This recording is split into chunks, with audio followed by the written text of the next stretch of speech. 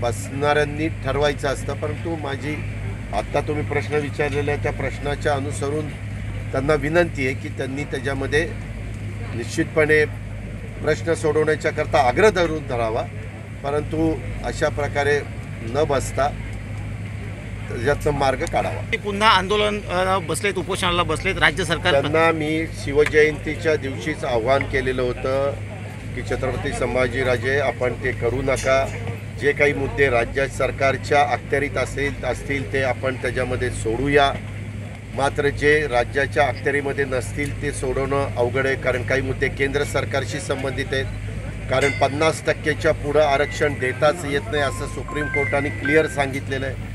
50%च्या पुढच्या आरक्षणाची अट काढायची म्हटलं तर केंद्र सरकार पार्लमेंटमध्ये तशा पद्धतीचं बिल आणूनच काढू शकते, हेही आपल्याला सगळ्यांना माहिती आहे, आणि त्यामुळं त्यांनी बसू नये अशा मी आव्हान केलेलं होतं।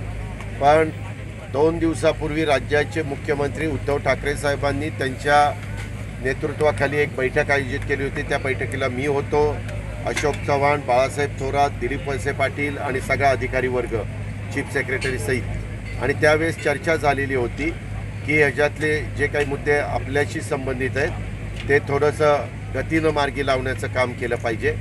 अशा प्रकारची बैठक CM साहेबांनी घेऊन CM ऑफिसच्या काही लोकांच्यावरती जबाबदारी दिलेली आहे आणि त्या पद्धतीनं त्यांना सूचना दिलेल्या आहेत। आता काल पण मला वाटतं त्यांच्याकडं काही आमच्यातले सहकारी गेलेले होते की त्यांनी ते सोडावं, आज पण जाणार आहेत अशी माझी माहिती आहे। आता शेवटी बसणाऱ्यांनी ठरवायचं असतं, परंतु माझी आत्ता तुम्ही प्रश्न विचारलेल्या त्या प्रश्नाच्या अनुसरून त्यांना विनंती आहे की त्यांनी त्याच्यामध्ये निश्चितपणे प्रश्न सोडवण्याच्या करता आग्रह धरून धरावा, परंतु अशा प्रकारे न बसता त्याच्यातनं मार्ग काढावा।